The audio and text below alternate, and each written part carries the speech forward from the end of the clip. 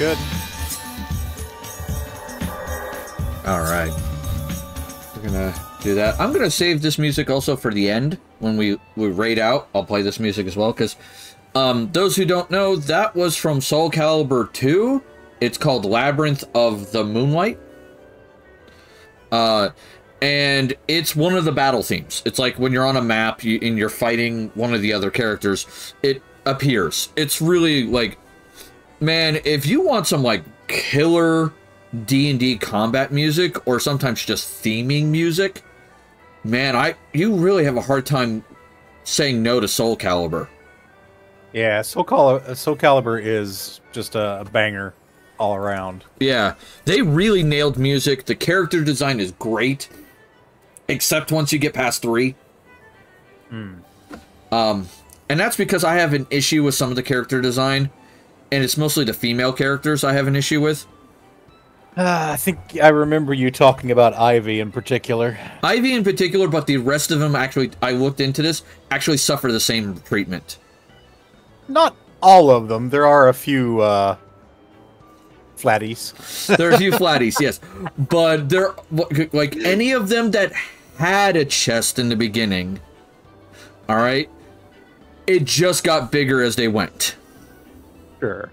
And that was kind of like, guys, you don't have to have every one of your busty characters be double Ds. That's not needed. It's okay. Like, goddamn, chill. I can also say that Astaroth got fucking jacked. Yeah. In later editions. Jesus Christ. I was thinking for music for D&D nights. Yeah. No, Astaroth got jacked. Like, he got the Bane Venom. Mm-hmm. And I was just like, dude, like, tone down on the drugs. Like, goddamn, my dude. Alright, before we get too much further into our wonderful little discussion here, a couple announcements. We got our sponsors. Links are down below. It's Shockbite Gaming Servers. Click on that link. It helps me out. It helps you out because... Helps me out by keeping the lights on. Helps you out because you get a inexpensive, stable server that handles a shit ton of games. I've lost track of how many games they actually handle now. It's kind of it's kind of nutty. Dozens and dozens. Yeah. And some of them are just modded versions of games. Like Skyrim Together has a server on Shockbite. Which is wild. That just blows my mind. Because, like, don't get me wrong, Skyrim Together isn't that big of a mod. Yeah. As I was trying to tell you, there are no bullets left in this. Waifu! How you doing? Observation. This is a great opportunity for slaughter. This is a great opportunity for slaughter. But yeah, I'd highly recommend Shockbites. Like, we've never had problems with them, or very rarely. The other sponsor we have is W Energy Drinks. If you click on that weird smiley face down below, use the code RubyMadHatter, you get 10% off your purchase. Trust me, stuff tastes great. It doesn't give me the shakes. Alright, back to our talk here in a second. Let me get back to MMO land here. Game? Oh, there it goes. It was like, what the hell? Waifu, you are always playing good vibes. Always good vibes. But yeah, no, Soul Calibur, I feel like, is one of those games that... How do I want to put this? I feel like they need to bring back some of the staff from the originals and bring it back to the way it was. I mean, I feel like Soul Calibur 6 is a step back towards the right direction. Yeah, but isn't that the one where they reset the timeline? Or was that 5? 6 is where they essentially reset the timeline. They are going back to their beginnings. Yeah, that story was a little odd. Like, I think I have 6. Let me double check. I think I have it on Steam. Oh, I have to get my Steam up. Whoopsie! My Steam was shut down because I I restarted my computer. Because I was having RAM issues because I had too much running earlier. And so I had to reset the computer to fix that. Oh no, I think my Steam is jacking up now. Because I accidentally clicked on something. Alright, where is Steam? Steam, where are you? There you are. Kill it! There you go. Alright, thank you, Task Manager. I love RPGs in real life and video games, but I never got into Final Fantasy for whatever reason. Final Fantasy is... I'll put it this way. I would not recommend Final Fantasy if you are an action RPG person. Alright? If you have to be constantly doing something and moving around and all that jazz. Final Fantasy ain't gonna be for you. Alright? Final Fantasy 14 is very much a story MMO. So if you want a grand story, you want to get invested in the lore, in the story of the world, then this is the game for you. Do not get me wrong. I am not saying the gameplay is crap. In fact, the gameplay is really good in this game. It's just, it's not an action game.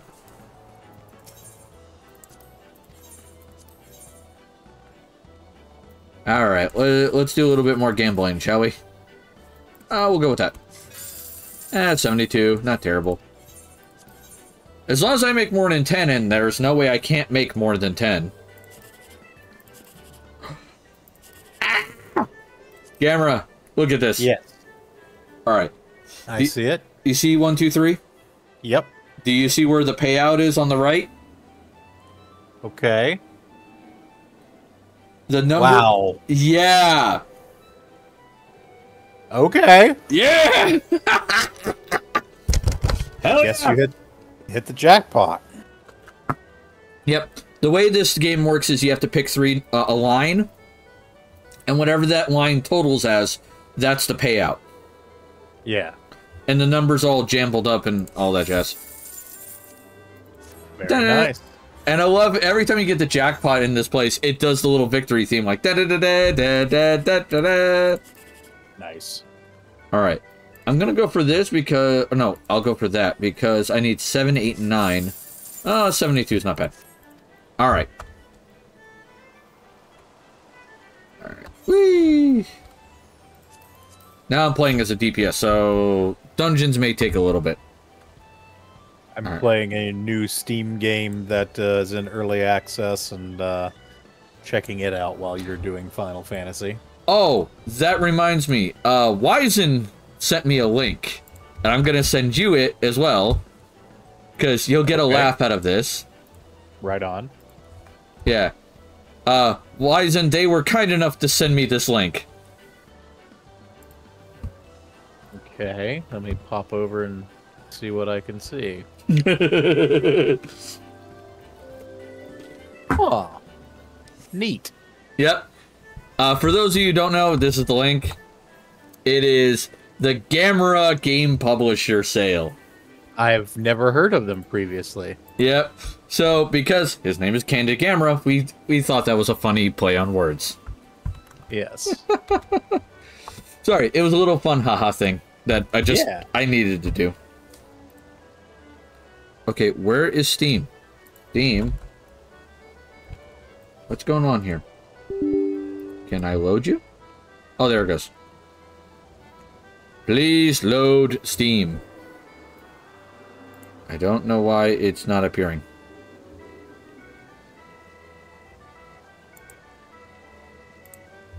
I'm gonna have to get rid of that later. Oh, I need to clear out some debris before I can... Oh, there it goes. It finally appeared. Okay, thank you, gods. Alright, I know it's under fighting. Let's see what I got. Absolve Her Downfall, Dive Kick, Shinobi Striker, Nidhogg, Stick Fight the Game, and yep, I have Soul Calibur 6. Nice. I wonder if they have the others on here. That is a good question. So I had Soul Calibur 6 on the PS4 was where I originally got it, I believe. And then I got so frustrated with the PS4 that once it went on sale in the Xbox store, I bought it again on Xbox just because the Xbox Series X is so much less annoying than the PS4. That's fair. Mystic Spot says, I had 3, 4, and 5. All right, Mystic, go get 2. Get your hands on 2. If you can't get it in hard copy, emulator will do. 2's very solid. 2 was solid. 3 was really good. Especially with the ability to make your own fighter. Honestly, I'm going to be honest. I like all of them except 5. I haven't played 4. Like, that was the one I've never gotten my hands on yet. Mm-hmm. So I can't comment on 4. 1 was a classic. It was decent. I wouldn't call it amazing, but it was good. 2 was really cool. I really like it. It was very well done, especially the arcade mode. Mm-hmm. 3 was really cool. I love 3. 4 I've never touched. 5 I was just like, when like a friend handed to me because they knew I liked Soul Calibur. I was like, I'll try 5. 5's, it's like, that's the newest one. He went, yeah, it's the newest one. And I tried it and I'm like, I don't like this.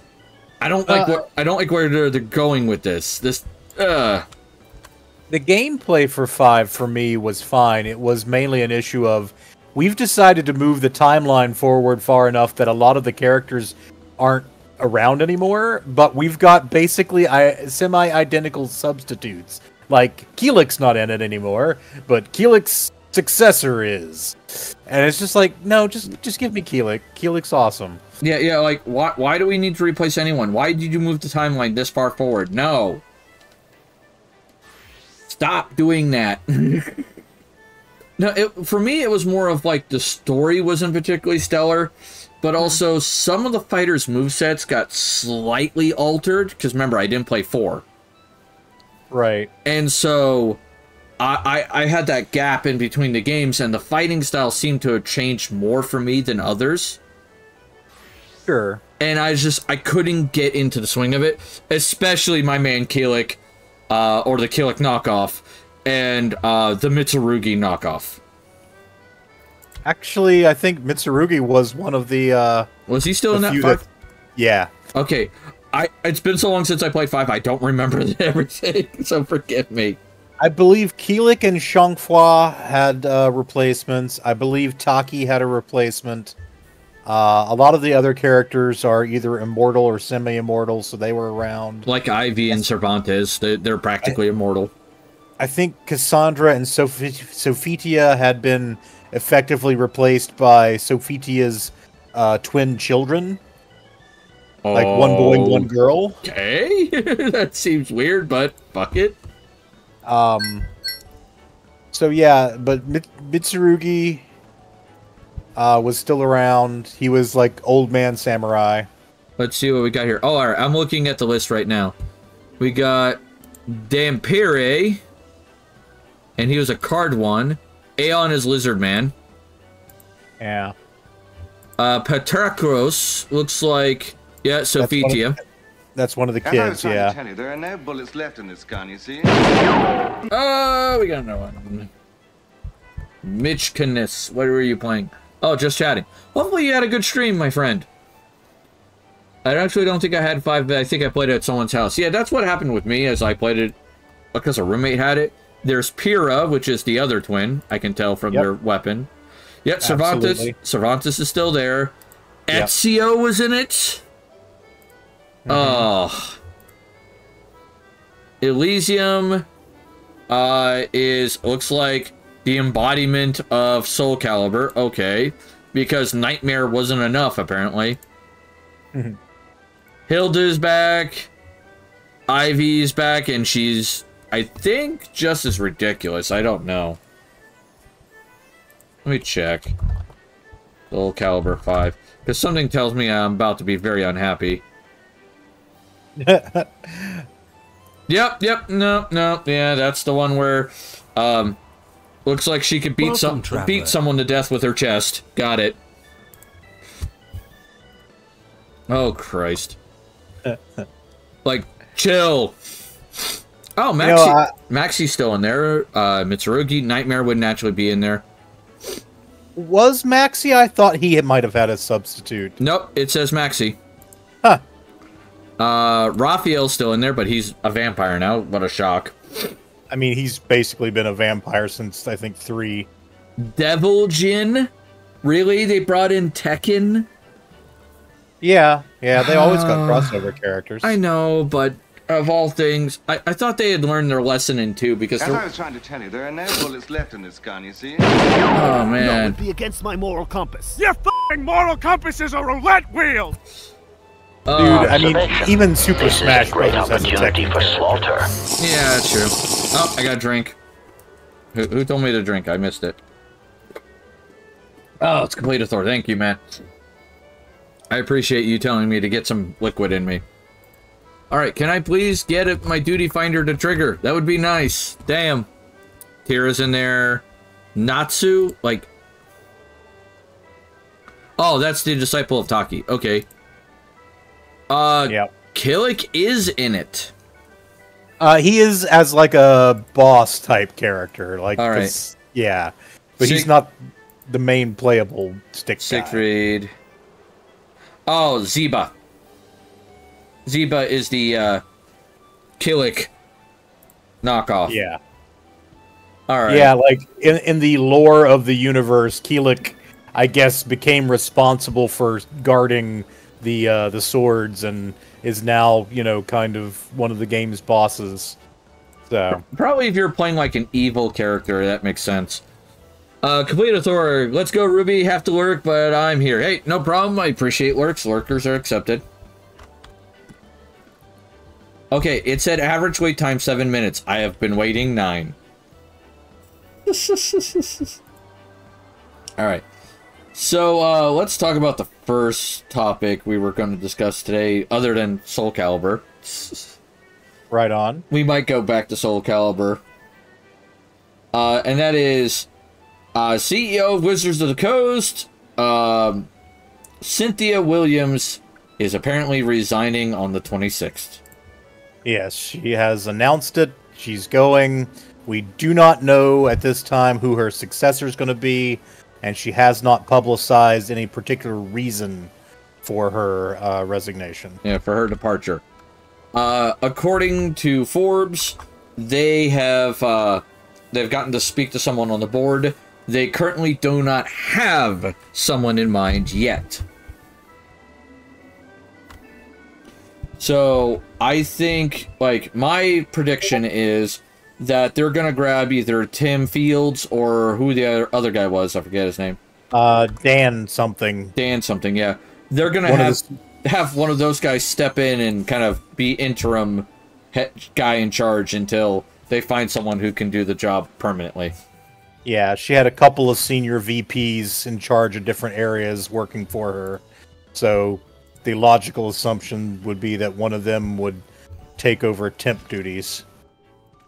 Yep. Oh no, I forgot to fix all my abilities. Shit. Oh, I'm about to have a bad day. Alright, I want Leg Sweep up here. Bloodbath goes there. Haze, Second Wind up here. Okay, so that's 2. So you go there. And that means that's 3. Welcome, traveler. Okay. Where is it? That's range attack. There's an attack. Nope, that's not it. Alright, I gotta figure this shit out because if I don't, this is gonna go badly. Oh no. Oh, come on, man. Stay alive. Sorry, I'm trying to survive in this game. Alright, that goes there. MP goes here.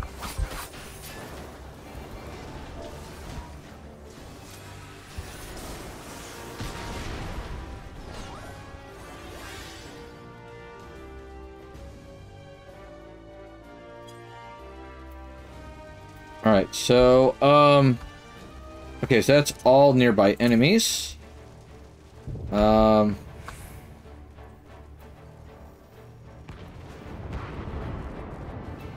what's another, Yakambo, Hazakage, no, Hitsu, Koken.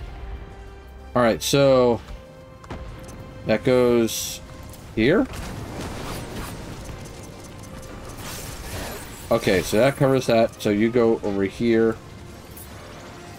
And then there's one, where is it? Oh, there is. Alright, so... I should have been doing this while I was waiting for this stupid counter to go down. And I totally forgot to do it. Let this be a lesson, you know, children. Pay attention to what the fuck you're doing. Yeah. Paying attention is important. But anyway, as we were discussing before with the Cynthia Williams thing, I think personally that the thing is they don't really have anyone that really wants to do the job. If that makes sense. Yeah, I mean, it may be that they have some people who are... I'm sure if you offer someone her salary, they're going to be like, yeah, I'll do it. I won't like it, but I'll do it. So it will be interesting to see if it's going to be like one of the VPs that gets promoted from within, or if you know, they hire from outside. They've been pulling a lot of talent from Microsoft and other gaming companies because, you know, basically being in the Seattle area themselves, you've got a lot of tech companies there. So I'm just hoping they don't come up with like, oh yeah, we got this guy, he's responsible for Amazon's sweatshop policy. God, no, please, no. So yeah, there I am sure are good picks, and I'm sure there are bad picks. I think before stream you were talking about the idea that someone floated of them maybe grabbing someone from one of the other major RPG companies, which could be good. Yeah, Pathfinder in particular. Yeah. Paizo, I'm sure has some talent that they could tap. Yeah, I mean, it'd be good to, like, for them to poach someone from another RPG company, because that way, at least the people they're dealing with will know how an RPG behaves in comparison. Unfortunately, I doubt that will be the case because, you know, Cynthia's position was basically president of Wizards of the Coast and digital gaming, and I think they think of the digital gaming as the most important part of that, and the Wizards of the Coast is mainly Magic the Gathering and Pokemon to them. Yeah, they don't see D&D as important, not realizing D&D was one of their biggest money makers for a while. I mean, yeah, but it's not a patch on Magic the Gathering. Magic the Gathering's revenue, I think, is bigger. Now, D&D is better as an IP, though. Like, I think you've got lots more brand recognition for D&D as an IP. Magic the Gathering is fine, but, you know, you're going to get more people on the street who are going to recognize Dungeons and Dragons than, like, Magic the Gathering. That's fair.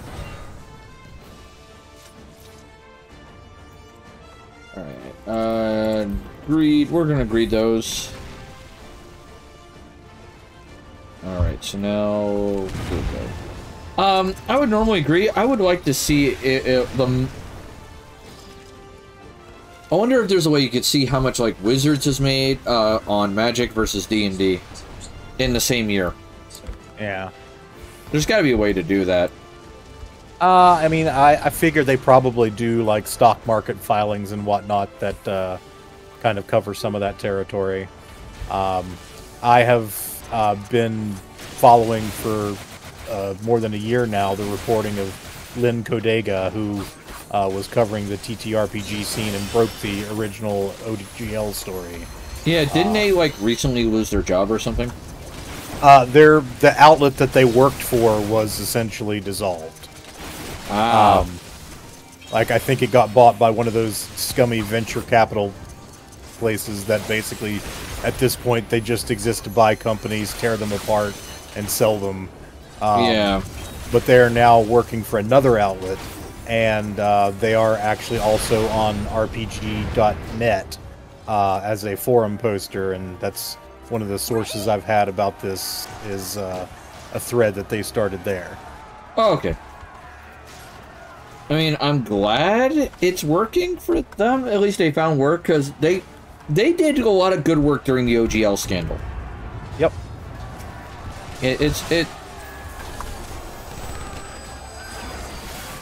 Why did I shoot it that way? That was dumb, game. It had me do an AoE and then turn around and face away from the enemy to do the AoE. That was weird. Gorgeous Grim Gaming got you tapped up while I go about my eating. Okay, yeah, no problem, man. You have a great night. I appreciate the work. As I was trying to tell you, there are no bullets left in this gun. Steve, my man, how's the stream? Hey, it is going well so far. I realized I messed up my my samurai, and I have to fix the buttons here in a minute after I'm done with that. So that'll be fixed after this dungeon.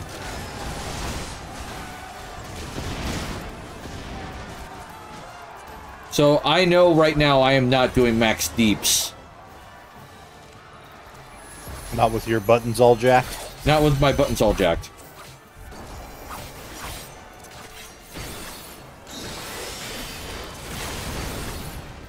So, by the way, the game that I am playing is called Cast Out Colony, which is one of the bullet heaven genre of games like Vampire Survivors. But you're basically a little beetle dude that's cast out of his bug colony, and you have to fight through a bunch of waves of enemy bugs to gather resources to build up a new colony. Oh, sounds fun. It's kind of adorable. I can imagine. So what's a bullet heaven game? So, yeah, the bullet heaven genre... You've heard of bullet hell, I assume. Yes, I've played quite a few bullet hell games.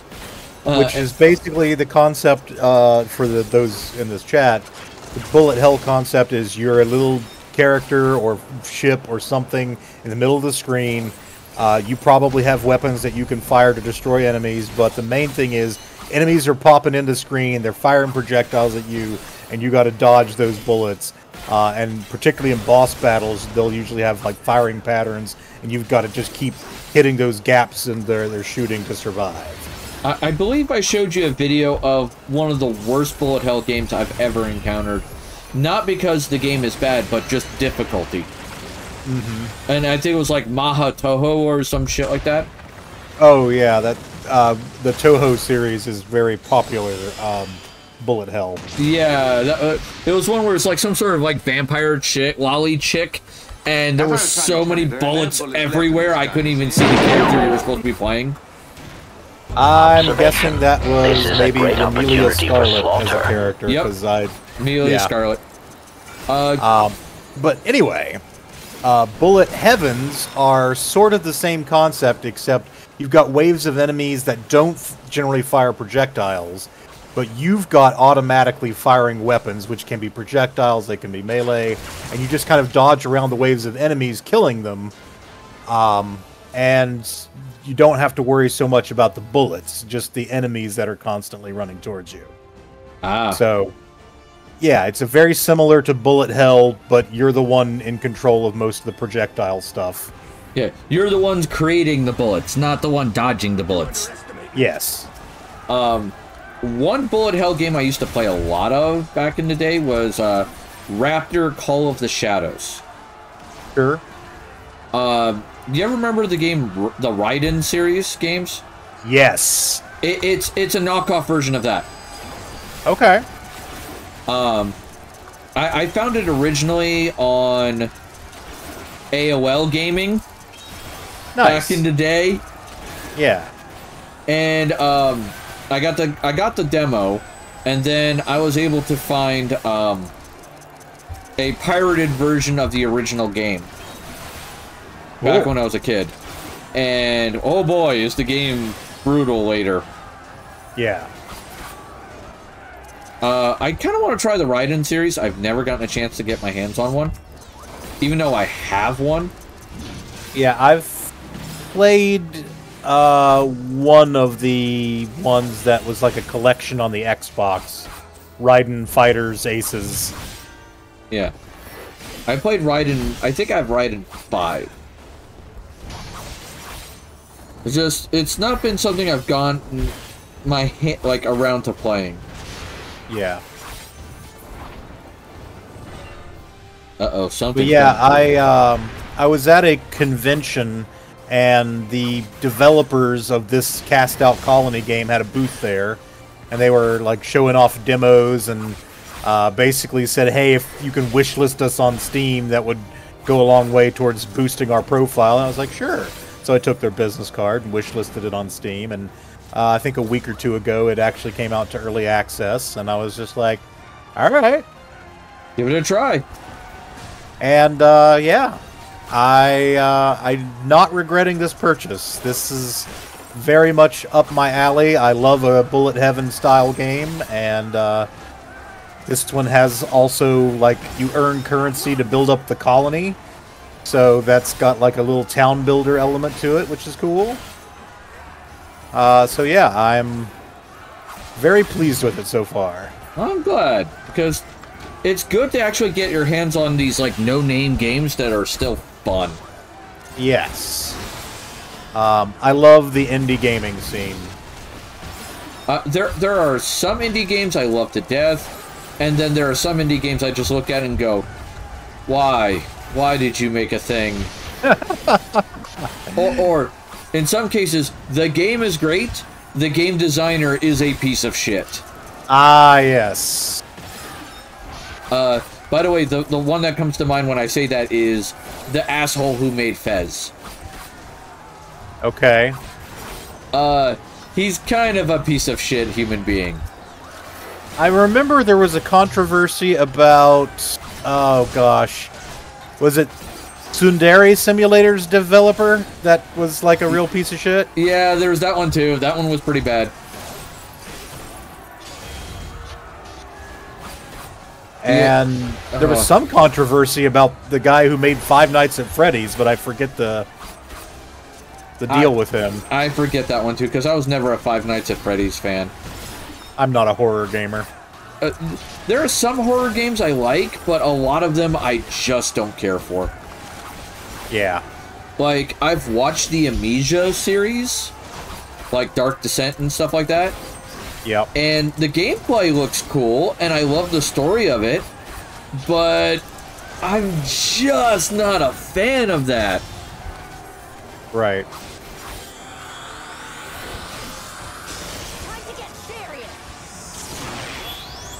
And she just fucked up that robot. One game that is technically labeled horror, by the way, but I don't consider it horror. I would consider it puzzle. Right. Eternal Darkness, Sanity's Requiem. Oh, yeah, yeah. I count that as a puzzle game, not a horror game. That's fair. And the reason why for me is just, I can see why they say it's horror because it has horror-looking elements. Absolutely. But at the same time, not at all scary. It's more, like, atmospheric and creepy than scary per se. Yeah. It doesn't fit the idea I had with the fucking horror. Like, for horror for me, I at least have to have the pause that something is not right. You know what I mean? Mm-hmm. Like, I have to feel like something is just... 1 + 1 is not equaling 2 here. Fair. Like, a great example of that is the, what is it? The Resident Evil games. Mm-hmm. Like, I don't find them scary, but they still give me pause. They make me go, this ain't right. This is a problem. We shouldn't be here. Yeah. Like, let's get the fuck out of this house. But that's just me. Another game that does that for me, which technically is labeled as a horror game, but I would say it's more... also more puzzly for me, is the Silent Hill series. Oh, sure, yeah. Like, don't get me wrong, it can be scary as fuck. Especially the second one. Like, fucking Pyramid Head, man. Yeah. Games that have a villain that is consistently hunting you and putting pressure on you always will give me a level of pause. Yeah, anxiety is another good word for that. Yeah. It's like, I really don't want to be here. I don't want to be doing this. Like, oh god. Okay, I'm gonna get hit with something. Ow!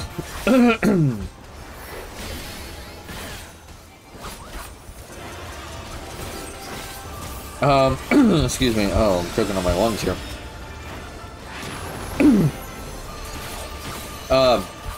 One game that I would very much label as horror, but I'm never going to play it, is Alien Isolation. Now, here's the thing. If Alien Isolation only had the big black alien, you know, Yep. the drone or the warrior or whatever the kind of alien that is, Yeah. I would have less of an issue playing it, because I'd be like, oh, okay, yeah, it's got the big scary black alien. Let's not fuck with him. Let's just, you know, or her, technically. Well, the aliens could theoretically be of either gender. No, it actually, in the lore, it's, they're all female. Ah, because they all have the potential to maybe become a queen. Yep. They're all female. Okay, cool. The only exception is, the Promethean aliens, or is it, no, Protean aliens, sorry, the Proteans. There's a couple variants that are male. Interesting. The Ripper, the Carrier, and, the funky chargy one. That looks like someone basically had an alien spawn out of a rhino. I see. And it looks like it has a giant Triceratops head. I think it's called the Crusher. Okay. Those are all males. Kalia Third goes, okay, I am here, Ruby. How's it going? It's going great, man. Hopefully it's going great for you. Alright, let me fix this. Jesus Christ, I fucked this up. Alright, so... 10, okay, so that's the rush one. And this is the jump back one. Meditate goes up here. I have to drink now. Gotta drink me some more water. Stay hydrated. Yeah, hydrate. Hydrate. Glug, glug, glug, glug, glug, glug. Alright. Yes, I must hydrate. Alright, so that's a big one. Such a Gurren. Where's Gurren? Which one's Gurren? That's okay, that's all nearby enemies. Oh, that's a quick one. Doesn't have a it's a cost, but it's a quick one. So I could spam that. That one has a 120. Oh, these are both quicks. That's the big, oh my god, I'm gonna hit you like a freaking Mack truck. But it says it shares it with Gurren. What is Gurren? Where's Gurren? Delivers attack with a potency of 560. Only works with meditation. Okay, so that goes over here. So it's meditate during combat. And then I can do the Showa. Three stacks of meditation by executing Aijutsu or meditate while in combat. Okay, where's... oh, that. Alright. And then I can do Showa. That's neat. Repeats previously executed Aijutsu. Oh, I want that above the Aijutsu. Reduces damage taken by 10%. Range attack. Alright. Anything else kooky here? Showa 2 I already have. Fuko. That's all nearby enemies. Oh, that's Fuga. So it's the upgraded Fuga.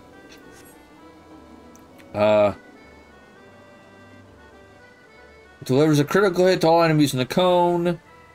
With a potency of 860. Okay, cool. I kind of want to have that. So I'll put Showa and that next to each other, because one's a single target, and the other is a cone. But this one does more damage. Why? Oh. 860 for the first enemy, and then 75 for all remaining enemies. Neat. I would have preferred beer, but okay, hey, I got water. I got water and body armor. Those are the two things I can drink. We don't have much alcohol in this house because my wife's meds interact poorly with alcohol. So, out of respect for her, I do not drink much. Alright. Oh, my house has a little carving on the outside. Looks like a dinosaur. That's cool. This game is seriously adorable. I'll have to check it out sometime. Yeah.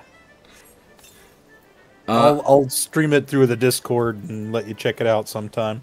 Yeah, that would be awesome. Alright, let's see what we got here. We got a bunch of food. That's direct hit rate, vitality. No, that's not helpful. That's only if I make things. That's making things. That's making things. That's also making things. God damn, I have a lot of crafting food. Gathering. Oh, here we go. Cockatrice meatballs. Skill speed 8%, vitality 8, critical hit 8, and XP plus 3%. Perfect. Sounds good. Alright. It's alright. It's alright. It's alright. Under the one guy. AK. The worm guys. The worm guys. Hey, and then see that one with the finger?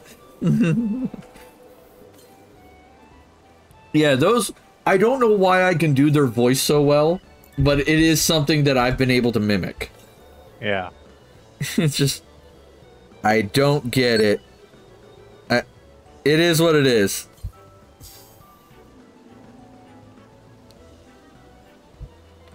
Alright, I'm gonna take the stick foo upgrade and do more damage with my stick. Yeah. So there was that, what was the other things that... There were other things I want to bring up that I was going to talk about. TTRPG stuff, or...? It was... Oh, right! It was a Warhammer 40k thing. Ah!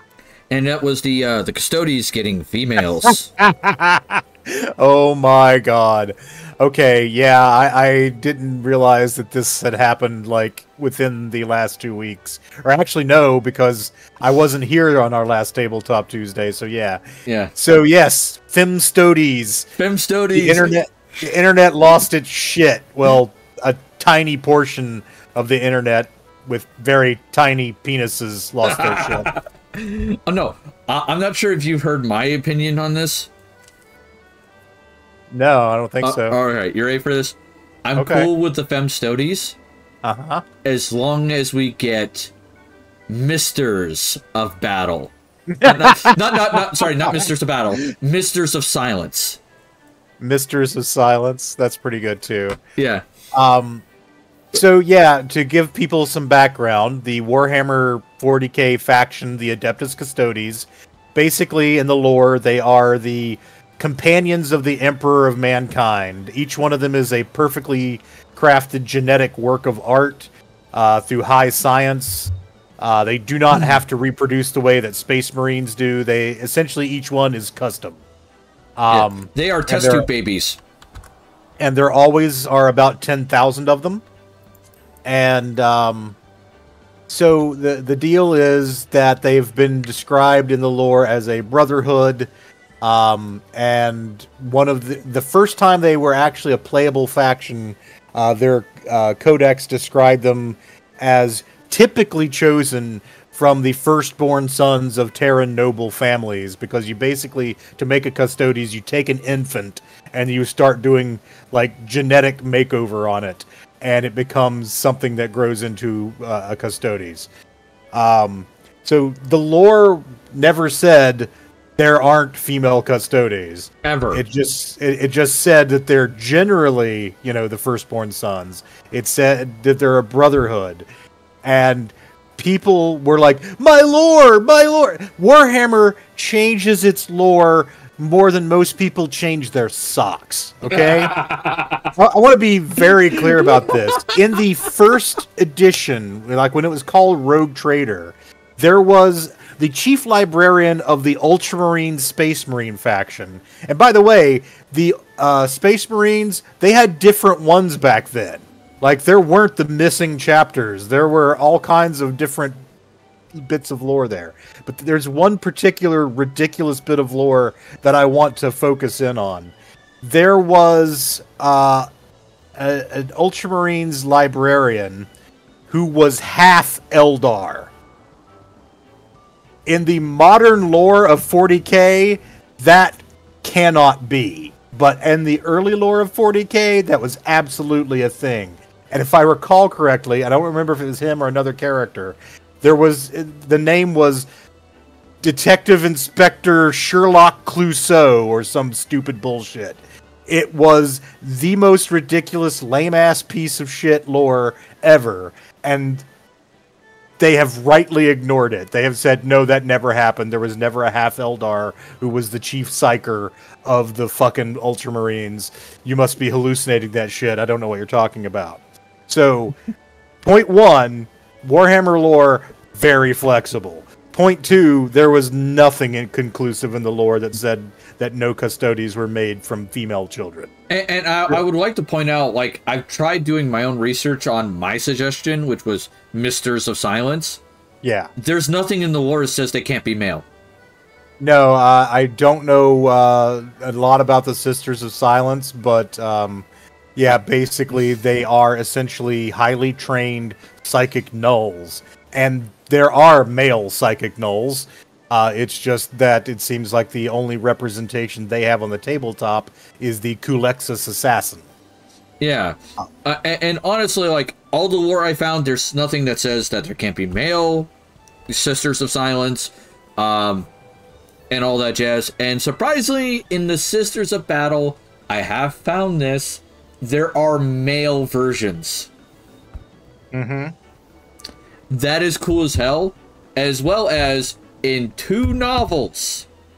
In two novels, there's one character who is a trans woman. Mm-hmm. Who joined the Sisters of Battle. Absolutely. And I'm like, I'm for this. Let's go. Let's fucking go. 100%. I was like, that is cool as hell. I didn't realize that until I started researching all this shit. Like, yeah, why are people losing their minds over this? Like, how like what's we're looking for? Gender role specific is things in Warhammer 40k, and I found that for the most part, the only one that's mentioned at all ever has been the Space Marines.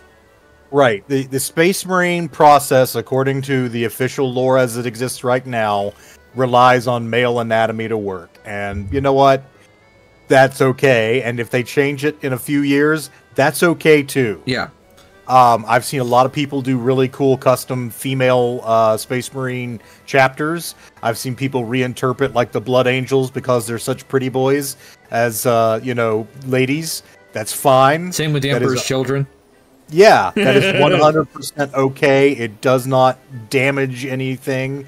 It is not bad or evil or wrong. And honestly, the people losing their shit about it they would be fucking hilarious in their entirety, except for the harassment that they give some others. And so, yeah, that's basically where I'm at on that. No, for me, I saw someone did a comic series, and I don't know where all of it is, but I've seen clips of it here and there, where they gender bent every single Primarch. Mm-hmm. where they're all women now. Yeah. And I was like, the one I saw in particular was Sanguinius and whoever the head of the Emperor's Children is. I keep forgetting their name. Fulgrim.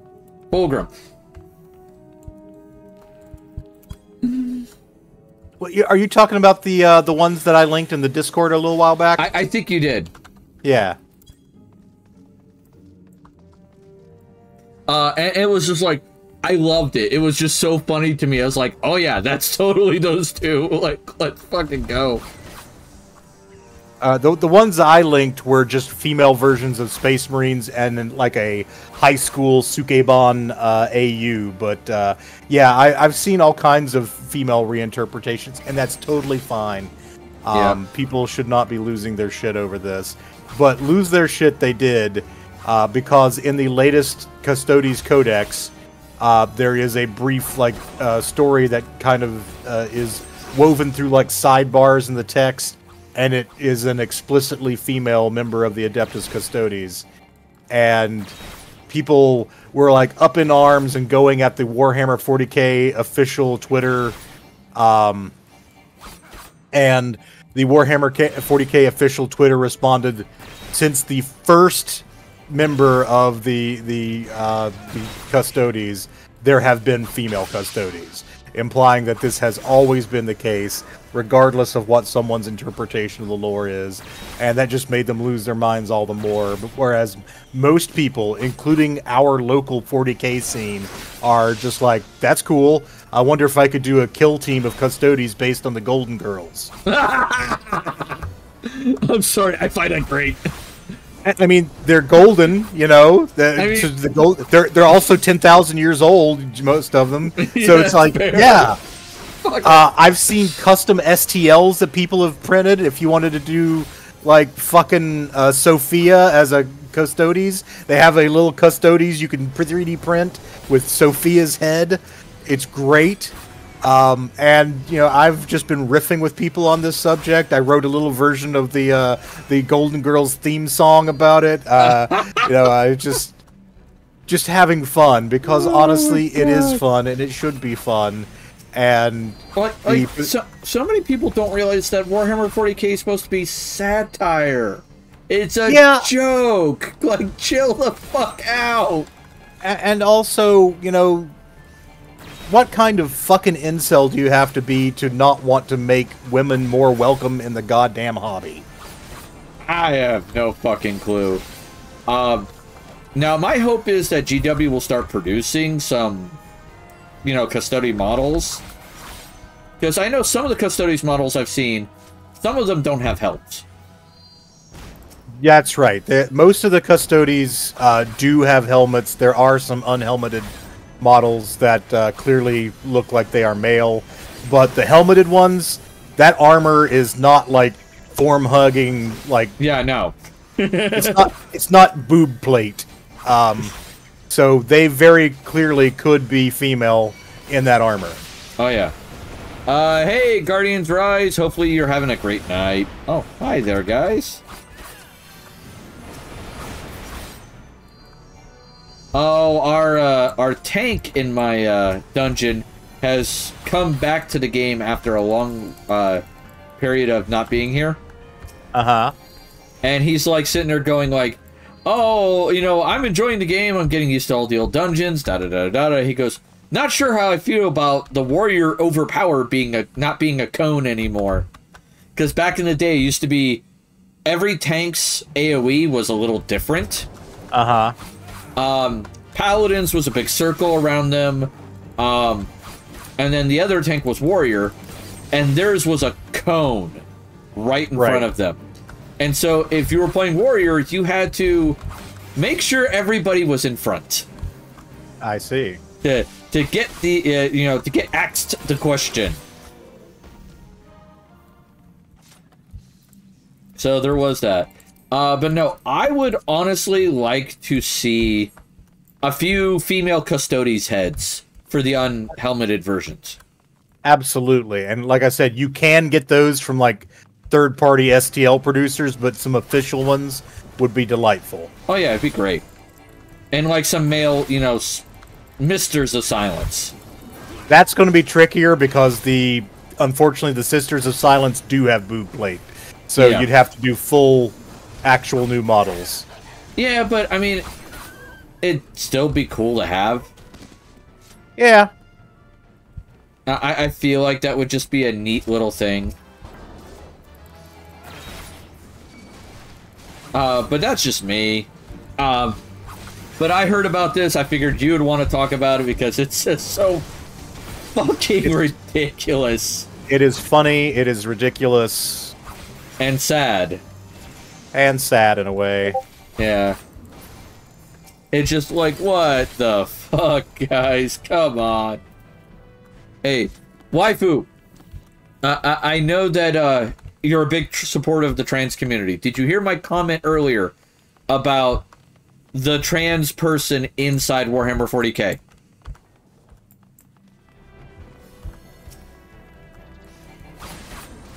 I was eating s'mores. Okay. So, there's a faction in Warhammer 40k called the Sisters of Battle. And if you're wondering what they're like, if you picture the words, the idea of nuns with guns, you are pretty much in the right ballpark. Alright? That is that is the Sisters of Battle. Apparently, in 2 of the novels, there is a trans woman who is a Sister of Battle. Because they're supposed to be an all-female group. Yes, in fact, it's mandated by Imperial law. Yeah, but because this person is recognized as a woman, Yep. they are allowed to join the Sisters of Battle. So, yes, weirdly, the 41st millennium is actually a little more progressive in one way. Yeah, they're more progressive in one way and fucking horrifying in a bunch of others. Yes. Nice to know that a hyper-religious, xenophobic murder empire, it's at least trans-positive. Yep. I'll take it.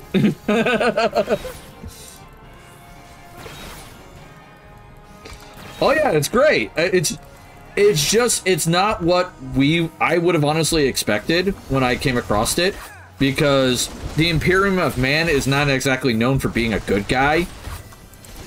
So I expected them to be pretty much the worst of humanity in almost every regard. Yeah. And it's a little odd that they're good in one area.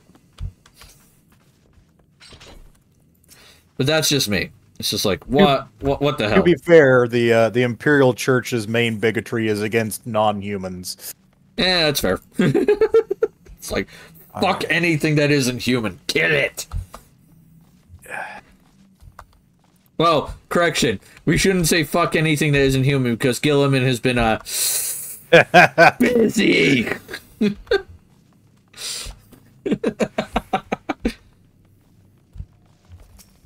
I have heard rumors that he is, busy with that Eldar lady.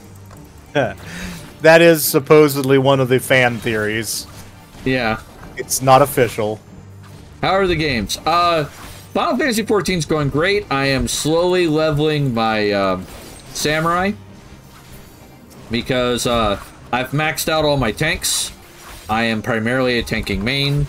So if you have any questions about tanking in Final Fantasy XIV, I can give you some advice. But, I'm decent at DPS. It's not something I'm very bad at. But, oh god, I am not a good healer. I hate being healers. Too much anxiety for healing. Nope. This is all foreign to me. Alright. So, waifu. Is it okay I call you waifu, or do you want to be called nukers, or is there a name in particular you want me to use? I just realized I keep calling you waifu. Call me T. Alright. So, T. In this game, Final Fantasy XIV, there are 3 primary roles of the game. Alright? You got tanks, who basically take the damage that everybody else shouldn't be getting, because they'll die.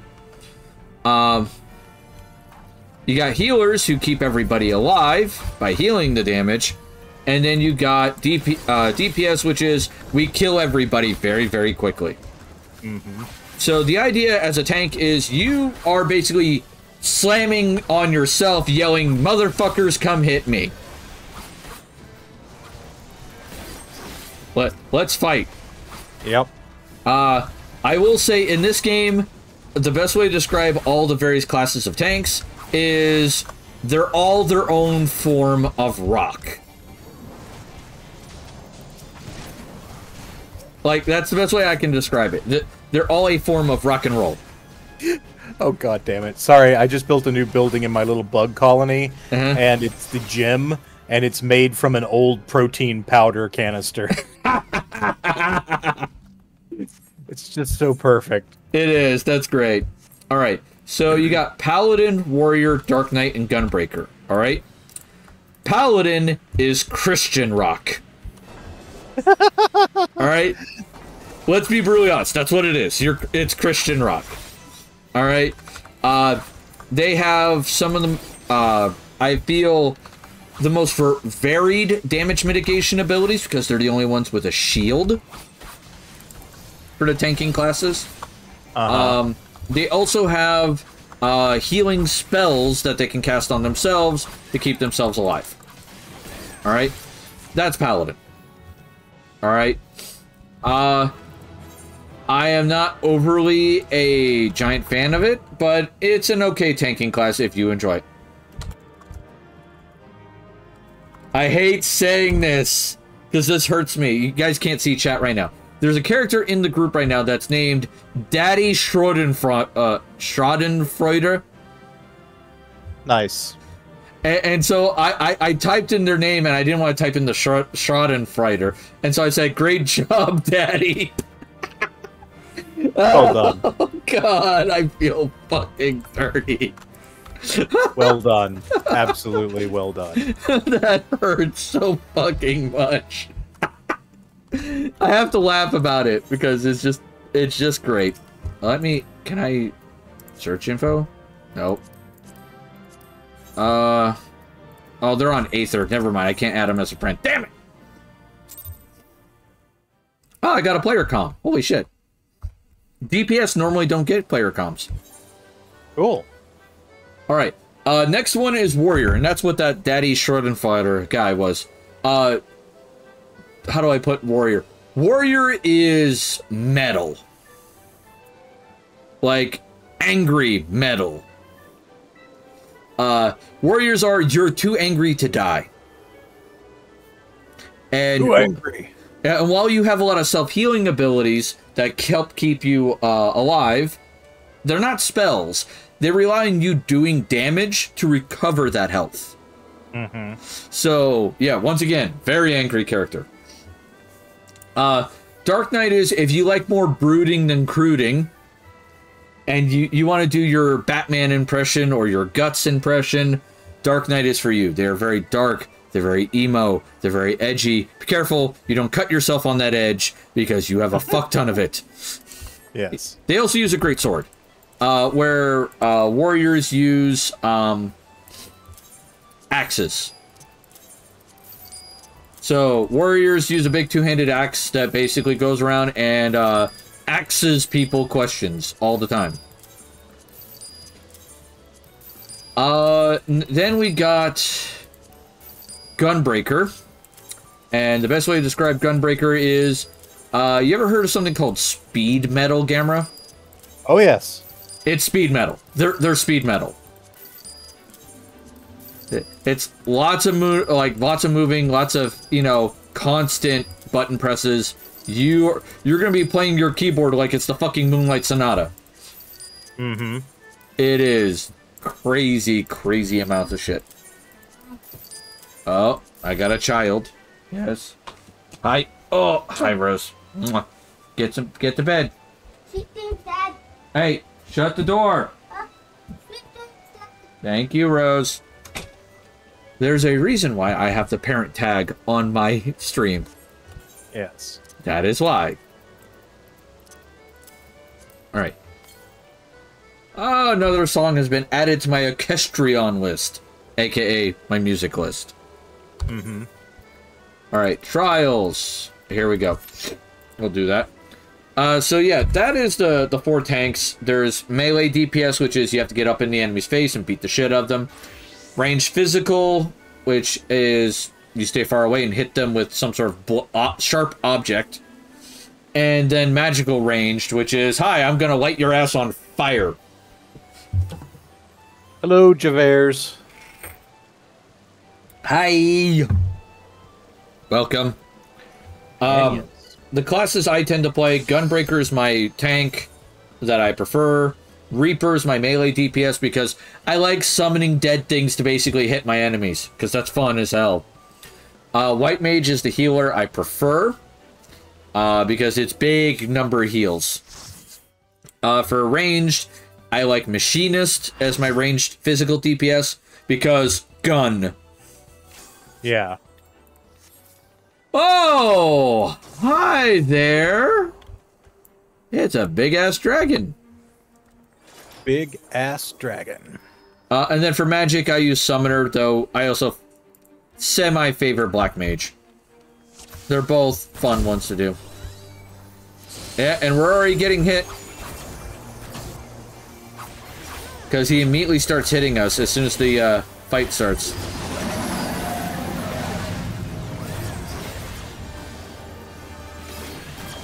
Alright, now we gotta get over here. And not die, because he'll try to throw us off. Oh. Alright. Alright, I need to pay attention to those water puddles, because if he does, I think it's lightning resistance. This is... Yep. Yeah, that's what I wanted. I wanted the ability to resist the lightning and not take as much damage. Because that hurts. Judgment Bolt. I feel like this is one of those ones where I need to go... Oh no, it's fire resistance. Shit. No, that's not what I want. Okay, so I gotta pay attention. When he does fire is when I need to do that. Not lightning. Alright, that way! By the way, this character that we're fighting, well, it says Shinryu. In reality, it is one of the characters you have to fight later in the game called Xenos. And he's kind of a dick. Xenos. Yeah, his big shtick is he wants to hunt you. Because apparently hunting you is fun for him. Ah, yes, the most dangerous game.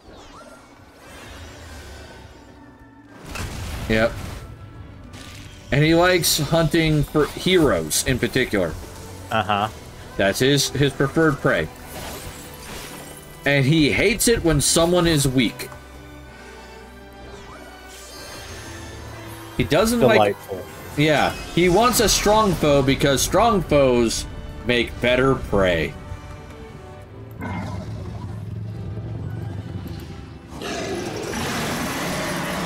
Oh, here we go. I think I have to hit a button. Yep, active time maneuver. Because during this fucking game, during certain expansion, they really liked using that. Oh, someone didn't pass it. They're dead.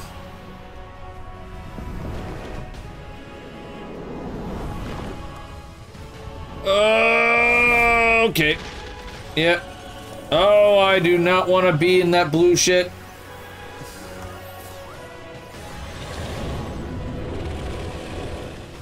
Alright, come on, big scaly bitch. Let's fight.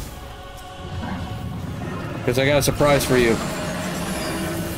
Yeah, now he's screaming about his battle, our battle echoing into eternity. Cool story, bro. Yeah, great story. Come on, let's go.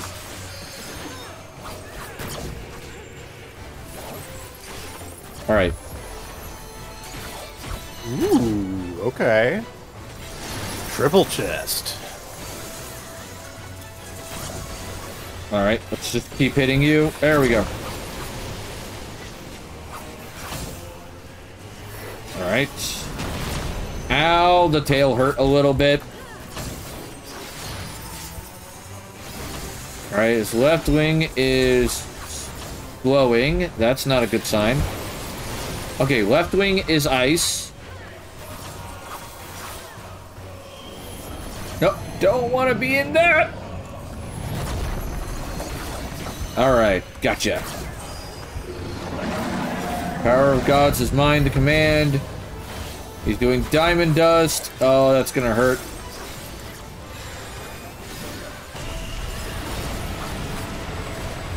Oh, ah, shit. I fell off the edge. Because the board got slick. Yep. Let me up. Let me up. Let's do... Ooh, we lost the tank too. And, summoner. Can I please get up? That would be great. Please. Nope. Oh, the other guy got to do his, lemon break. That works. We'll go with that. Yeah. Nice that, you know, they didn't res anybody at the end. That was so kind of them.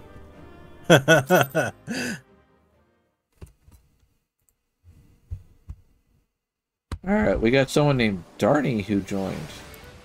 Back on the subject of Warhammer and the custodians in particular, like, most of the people who were actually paying attention to the damn game were more upset that the Custodes Codex that came out was kind of shitty. Yeah, it was... I need to get my hands on the Tau Codex. Yes! Because I'm a Tau player, and I heard the new one is decent. Supposedly so, yes. The only one that's come out recently that I hear people just unreservedly loving is the Orc Codex. Ah. Yeah, but it's hard to hate the Orcs. It is. It is really hard to hate the Orcs. I will say, though, from the pages I have been able to get my hands on the Codex, I have noticed one thing, but it's not a giant deal. Uh-huh. You know how Taus have sept? Have all those septs? The sept symbols are jumbled up. They don't match the previous two editions. Interesting. Yeah, and that was like, it's not like a big deal for me. It's just a minor thing that I would have been like, huh, that's weird. I wonder why they did that. I saw a video the other day about the Tau, specifically Commander Farsight, with the theory that Commander Farsight fell to chaos a long time ago. That he is actually unwittingly an agent of Khorne. And they, you know, most of this is stuff that we already know from his appearances and what's gone on. But they pointed out something that I don't think I had consciously noticed before. You know Farsight's companions, right? Yeah. The 8? The 8, yeah. Khorne's number is 8. Ah. Like, his exalted 8-bound are his, like, super elite forces. And so the fact that, you know, Farsight has that. The 8 does suggest a corny link. That is... Okay, that's interesting. I didn't notice that before, because I forgot Khorne's number was 8. Yeah, me too. I didn't think about that. Oh, wow. And Farsight also likes the color red. Yes, he does. Yeah, his Enclave has always been red. Yes. And he likes melee. Like, he does indeed. Commander Farsight has always been a very melee-heavy character. So much so that he actually can take on most Space Marines in melee. Yep. He has slightly better stats than them melee-wise. Now, mind you, definitely, definitely better than a non-character Space Marine. I was gonna say that is when I'm saying Space Marine, I'm talking about non-characters. Yeah. If it was anybody with a name, well, not quite as good as them. I think he could definitely take some characters who aren't necessarily melee focused. I would love for him to kill Kato Sicarius. That would probably not work well for him. I know, but it would be so nice to have someone shut that fucker up. I, Kato Sicarius, cannot be defeated. Motherfucker, I'm gonna launch your ass into the sun. Would it surprise you to know that there is actually a first-person shooter game that has become... How do I put it? The mods for this game have become very popular involving Warhammer 40k. Okay. And the name of the game is called Arma 3. I'm not familiar with it. Arma is a first-person shooter that it goes for accuracy more than anything else. Okay. And when I say accuracy, for example, when you jump into a Humvee in the game, because there are vehicles in game, all right? Mm-hmm. All the gauges, all of where the shifter is, everything, it is 100% accurate to a U.S. military Humvee. Neat. The reason why is because they jumped into a military Humvee and took a bunch of pictures and used that for reference for their game. Sure. And they did that with every vehicle in the game. Uh-huh. Like, legitimate vehicle, anyway. Right. Because modders put in a bunch of shit all the time. The modding community for Arma has taken that level of obsession for detail and applied it to their games. Uh-huh.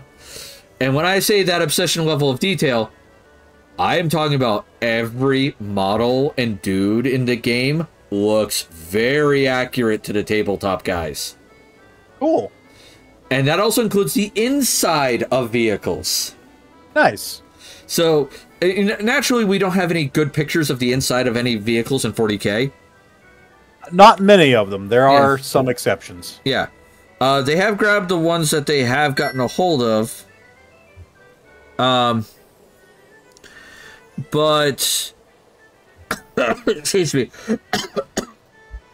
But for the most part, they've made guesses to the best of their ability on what it would look like for a Space Marine to be driving like a Rhino, for instance. Right. So they put all the gear in that proper location. Right. They've gone all the way up to Titans and Imperial Knights. Nice. You can pilot an Imperial Knight in Arma 3. Very cool. And to give you an idea of how crazy that can get, give me a second. Let me get the picker wheel here. Let me get on YouTube real quick. I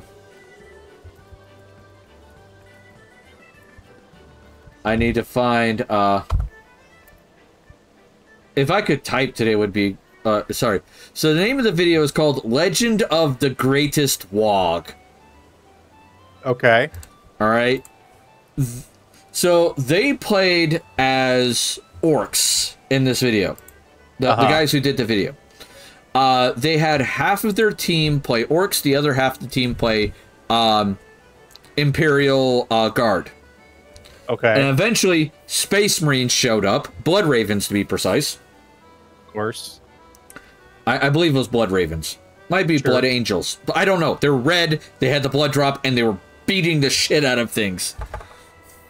Well, the blood drop would be Blood Angels. The Blood Ravens... Or, no, wait. The Blood Ravens use the blood drop in the middle of different kind of wings, don't they? Yeah, give me a second. No, it's Blood Ravens, because there's a raven with a blood drop in the center. Yeah, that's right.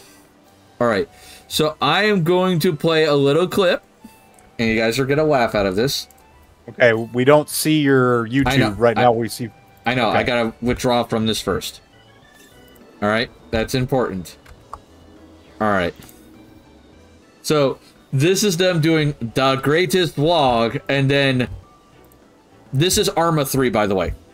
Okay. This planet's ours! This planet's mine! We're the warriors! This planet's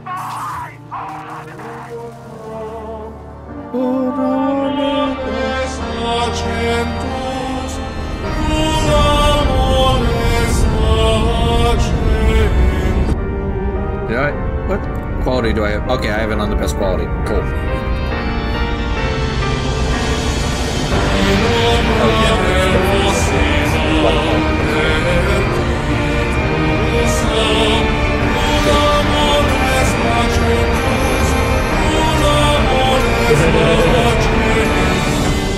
Oh, did they lift this like right out of Dawn of War?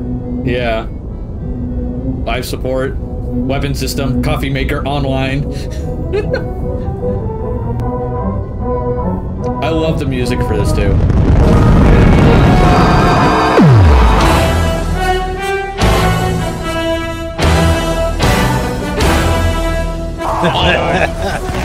Oh shit! Fuck your problem! Get me up! Get me up quick! Boss, they broke big doors! Someone go inside the main blade! That's it. You're done.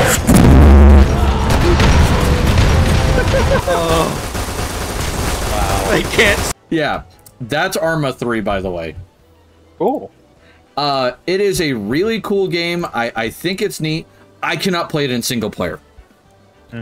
Because the single player campaign requires you to, you start off as an American special forces guy, like a ranger, arriving on an island that's being messed with by a local dictator.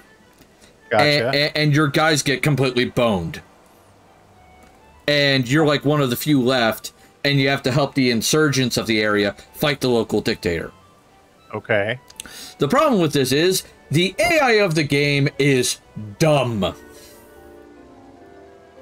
So your allies are less than useless. Yeah.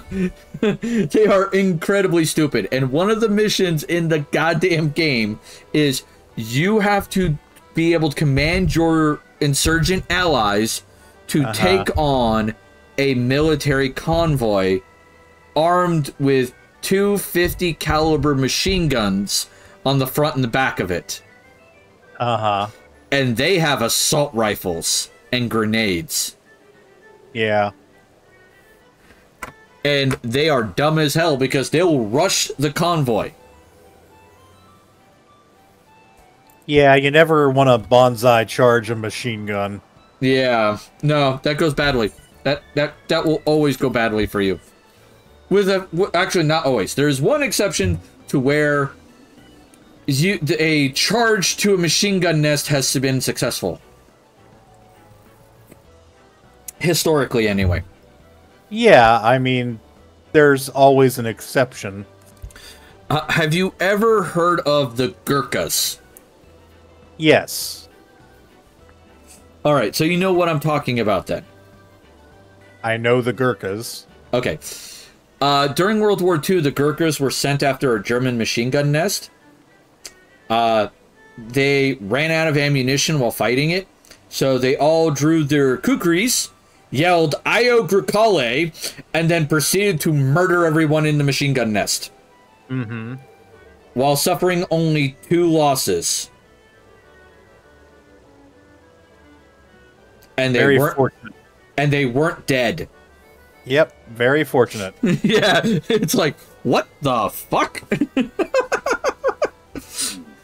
That could be interesting. I don't think I've had that before. Yeah, I feel like if you're a member of the Gurkhas, you have main character energy. Or at least named character energy in Warhammer 40k.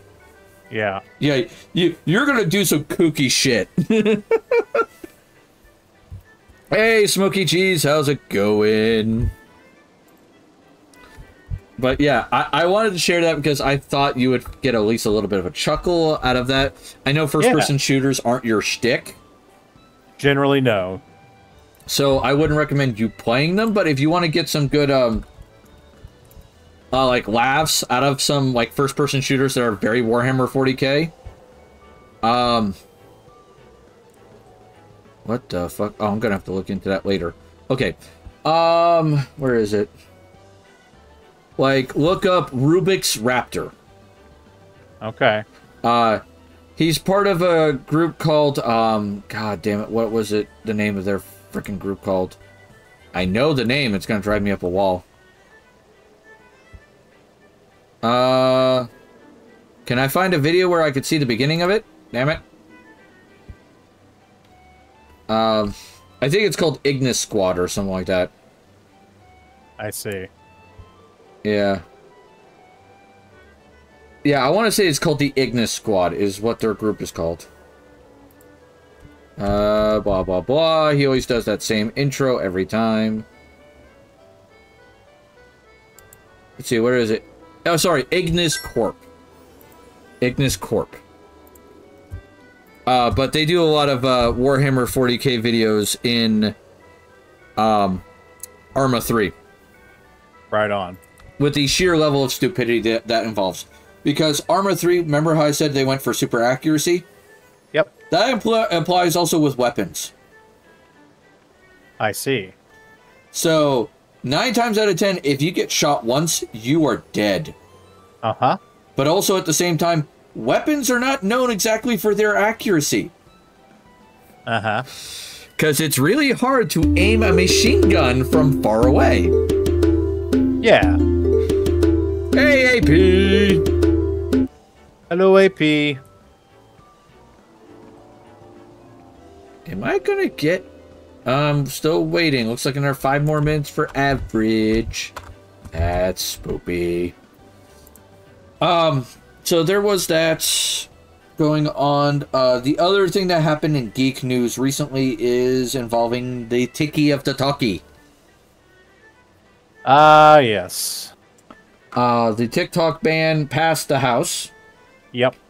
And it was recently found out why the buying clause was put in, but they've also extended the buying clause to 12 months instead of 6. Yes. That apparently wanted some more support in the Senate to allow that extra time for it to be sold. Well, the reason why they did that was if they picked 6 months, it would have done October.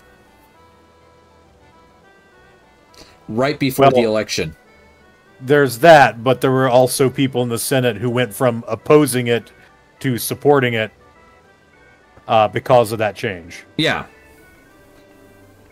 Hey, Harun. It's a cute little Kirby. So there is that. And then there's also the fun fact that there's the Chinese law that says that they technically can't sell TikTok to an American company without the Chinese government's permission. And that applies to any business that's similar to TikTok, like anything that like social media there oriented. Does that make sense? Yeah. So that means legally, I don't think China is going to give up TikTok. I don't see that being a thing. Well, it depends on what their priority is. If their priority is, you know, harvesting data on American citizens, then they're pretty much fucked. Yeah, no matter what.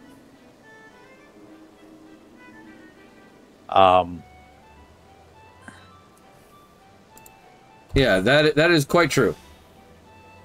So, yeah, I'm hoping that some accommodation can be reached.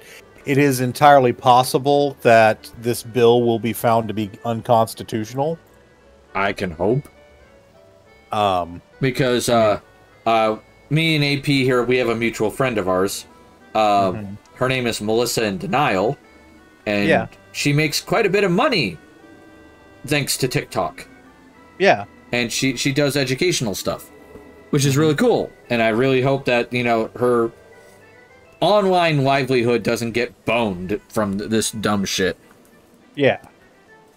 So there is that. Then there's other fun geeky news that's a little bit more concerning or entertaining, depending on how you go with it.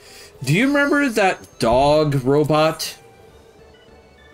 There've been a couple. Are you talking about like the commercial grade one, the Ibo, or are you talking about like, oh god, I forget the name of the one that was more of like a serious. This is the military one. Oh, yeah, I vaguely recall it. There was that military dog robot that was designed to carry like equipment and goods for soldiers. Yeah. The company has made it, has introduced a new version of it. With a flamethrower. Yeah, I was gonna say. Yeah, the Thermonator. Delightful. Yeah. I think a huge part of her social media presence is TikTok. Yeah, to my knowledge, it is. So that's why I'm really hoping that, you know, this band gets killed. Because let's be brutally honest, that's what it's trying to be. They're trying to kill TikTok. Well, and here's the thing. The stated danger of TikTok that they're trying to combat is that the Chinese government is harvesting data on American citizens, which, true. But the easy way to combat that would be to ban the harvesting of data of U.S. citizens, not banning TikTok, because TikTok's not the only company that does that. It's just the only one that's doing that is owned by the Chinese government. Yeah. The problem is they won't do that because too many of the other companies doing that data harvesting are happy to sell that data to the United States government so they don't have to get search warrants for shit. Yeah. Not to mention, you know, those companies pay our representatives a pretty penny to be allowed to do that. Yep. And, you know, our representatives don't want the bribes to go bye-bye. Yep. Alright. It's kind of shitty, but welcome to the reality of the online world. I actually had to argue with someone about this, like, shortly before I actually, like, lost my position at WVU. Yeah. Because he was being dumb about this. It was one of my coworkers. Yep. And he was like, you know, he kept trying to say, I'm just going to go off the grid, da-da-da, you know, and just enjoy my video games, enjoy, you know, my YouTube videos. And I'm, like, laughing at him. And he goes, what's so funny? I go, As I was trying to tell you, it's like, dude, the fact that you're using any form of technology means you are on the grid. I mean, you can do something like, Hey, a dude, VPN. You could do a VPN. You can, you know, anonymize your presence online to some extent, but yeah,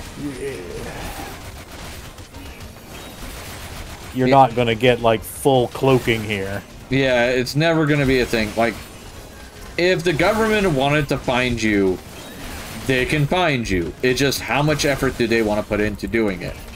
And are you worth that effort? Yep.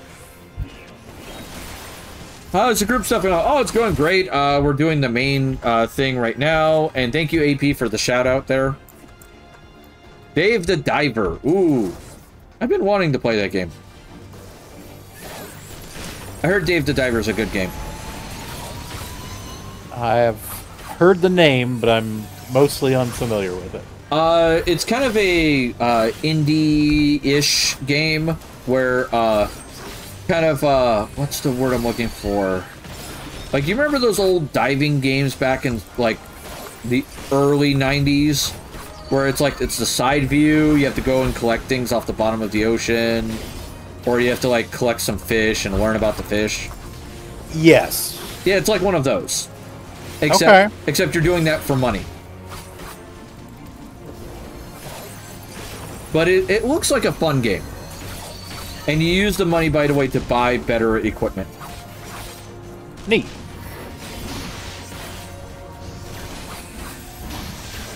What do we got? Oh, we're both better single target character. Oh, this is gonna be problematic. Jersey Hermit, hey, I hope you're having a good stream. Thanks, man. Yeah, I'm having a great stream. Oh, what do I call me? GHLF pledge. I don't know what that means.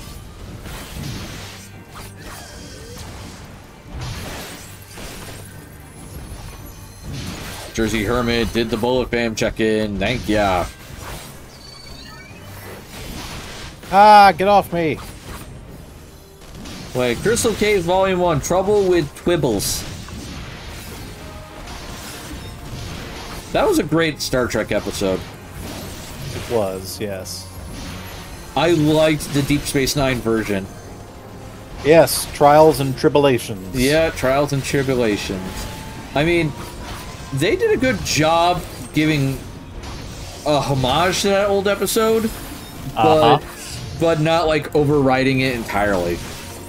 Yeah, it was a very Back to the Future 2 interleaved time travel episode, and I freaking love it. Yeah, I loved how O'Brien was the one who got yelled at by Kirk first. That was great. Yes. Uh-oh. I don't want to be in your blast, please. The game was for PC and it was released in 1991. Wow. That brings back memories. Man, there's some... Okay, Crystal Caves. I vaguely remember that. There is one game that one day I hope to play on stream because it was a fun game. Actually, two games in particular. Day of the Tentacle. Oh, yeah. And Sam and Max Hit the Road. Oh, yeah, absolutely. I'd love to play those two games. Maybe Indiana Jones and the Fate of Atlantis. Okay. Those are all really good ones. Absolutely. LucasArts and Sierra type adventure games, I've always been a big fan of those. The healer was yelling at everyone to use ranged attacks, and it's like, my dude, I got a bad news flash for you. I'm a samurai, so my ranged attacks are not particularly stellar, and the other DPS is a machinist, which means their range attacks are also, not good AoE. Like, neither of our classes are great at AoE attacks. Yeah.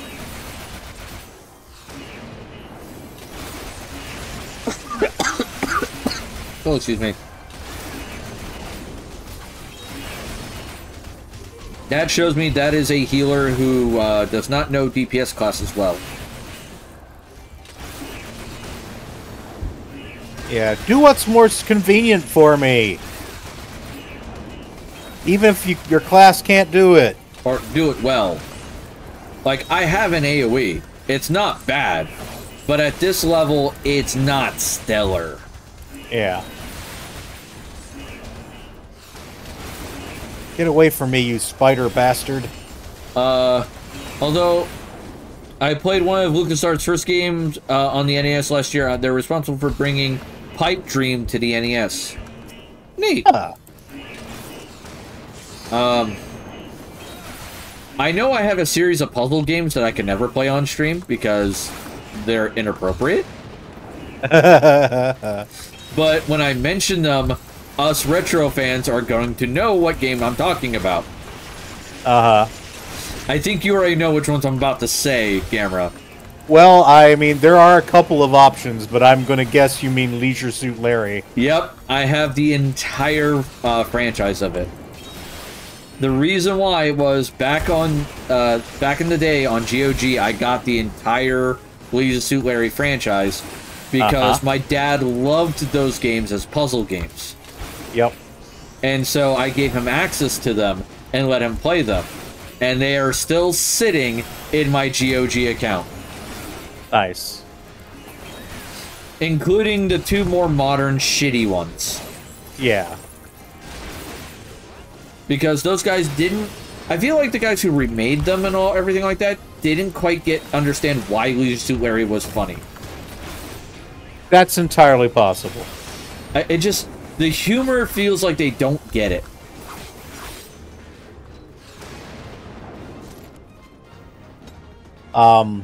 That was my first guess. There are a couple of other similarly bawdy games of the adventure game stripe. I believe there was the spellcasting series, like spellcasting 101, 201, and 301. I only have 101 and 201, I think. And then I think there was, back in the text adventure format, oh god, there was like, I believe it was called Leather Goddesses of Phobos. Oh no. But it's a text adventure, so it's obviously not inappropriate like graphics and shit. But Wyzen says, I always saw Lisa Larry as porn light. That's fair. I mean, that's fair. You're not wrong.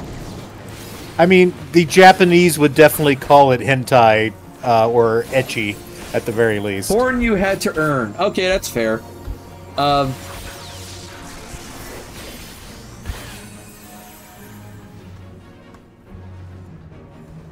Yeah, that's fair. Oh, I can't do that there.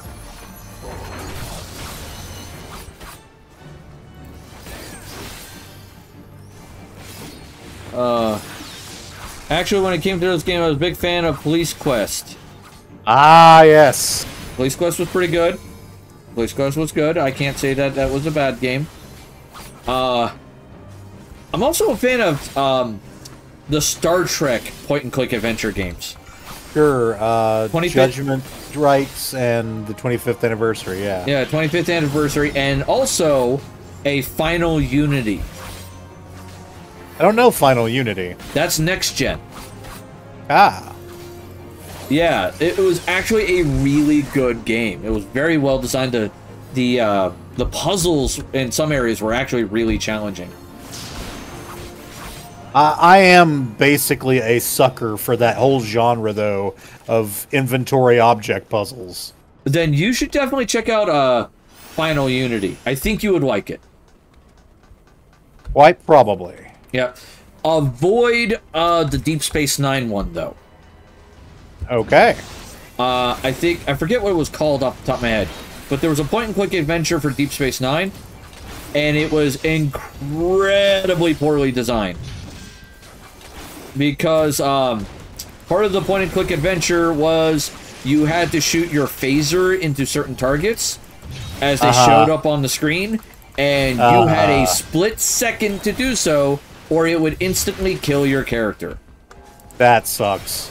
Oh my god, it was annoying as fuck. There's Torrens Passage, which was written by the same guy as Lisa Larry, and it was hilarious. I'm also familiar with the Monkey Island games, but I haven't played most of them. I'm gonna be basically, unfortunately, making everybody shake their head at me. I've never played the Monkey Island games. Yeah. I've just never gotten around to it. It's just I keep missing it. That's all right. Yeah, Wyzen's like, Ruby, shame. Shame, shame, shame. Ding, ding, ding, ding. Oh my god. I've heard about the Monkey Island quest. I know that they're good games. I've just never gotten around to it.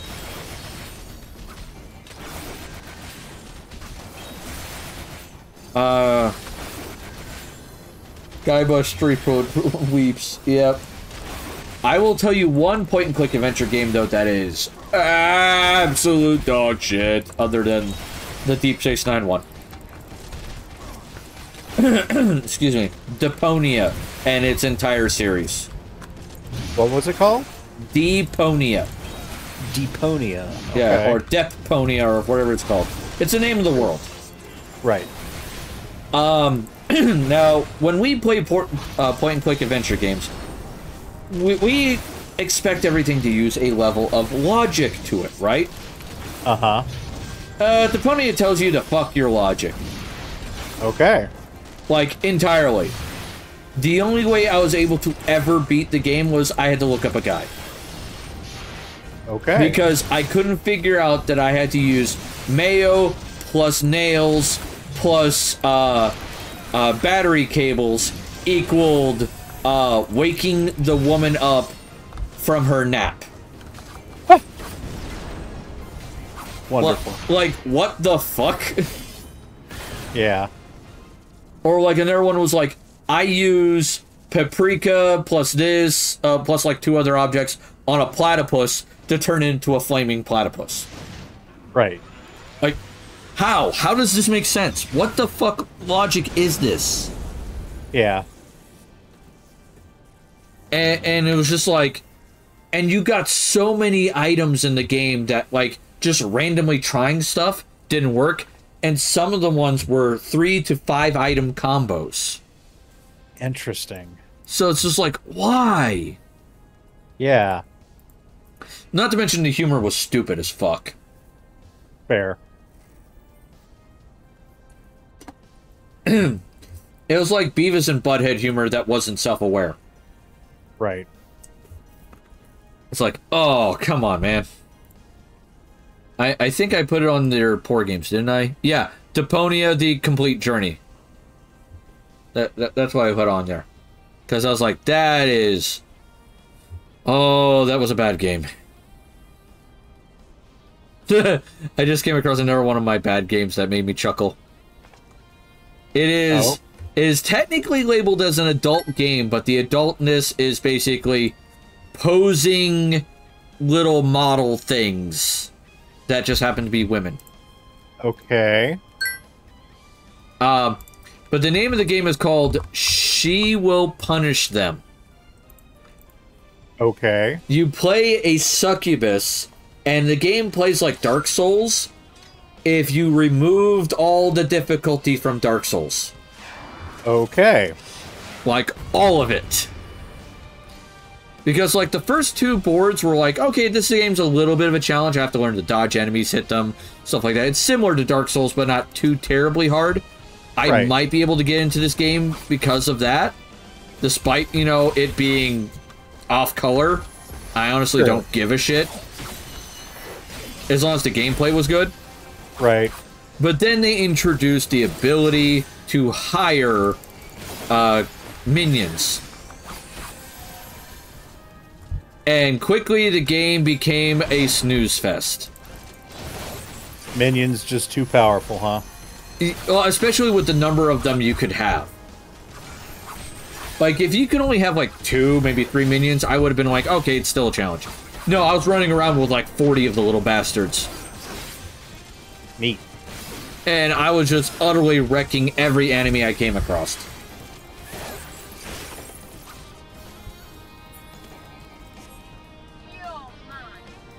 By the way, we're at about 13 minutes. Yep. So, just keep your time in mind. Yep, as soon as I finish fighting this crazy lady, we'll get things settled.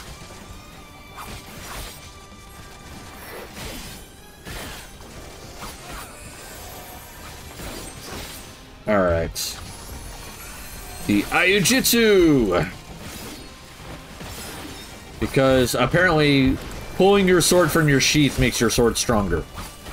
Yeah. That totally makes sense. That initial swipe, that's incredibly powerful.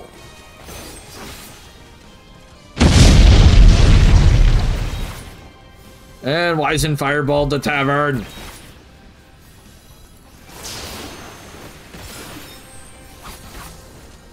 Alright. Yeah, I wish I could fireball her more effectively. No, fucking egg. Oh, God. So,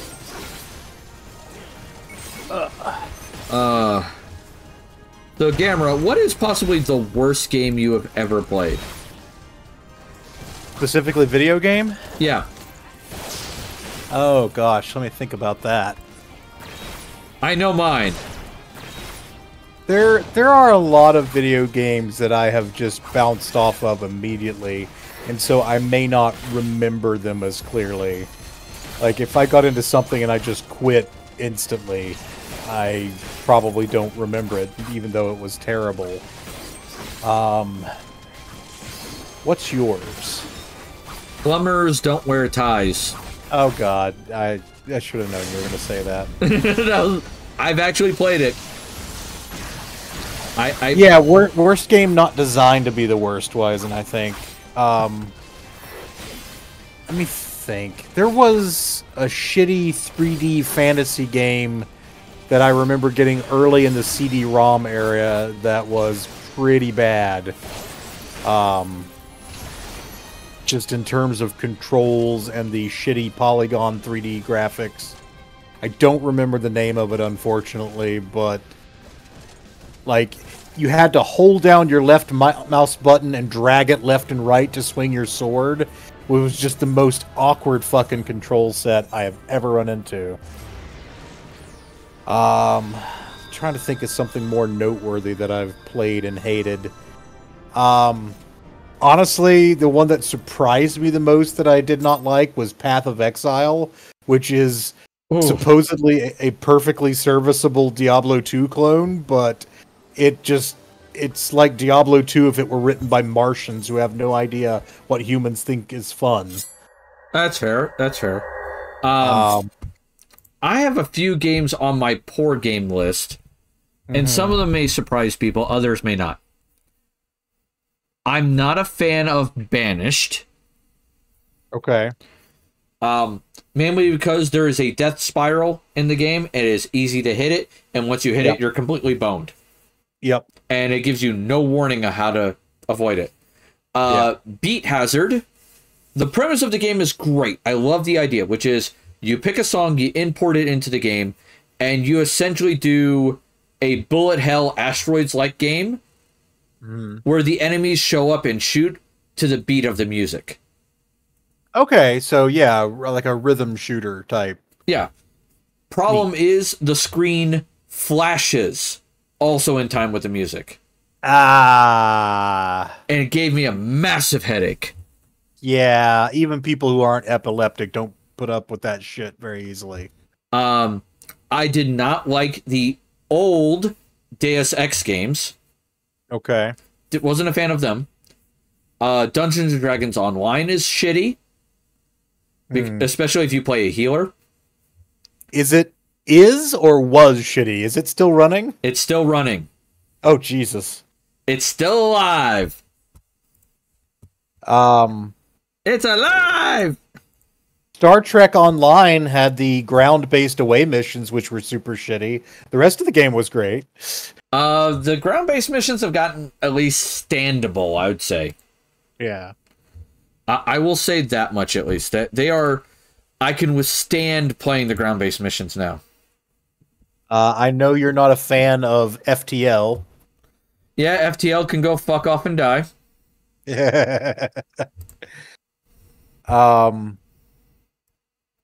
I would... Oh, go ahead. I at least want to explain to the audience why FTL can fuck off and die. Yeah. And that is...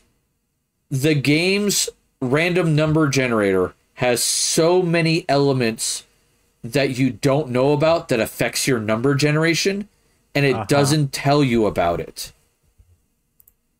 And then... That wouldn't be so bad if the thing kept just being like an adventure thing and so on and so forth. And just be random generated adventure. But it has a final boss. And the final boss only has three strategies you can use to beat it. Yeah.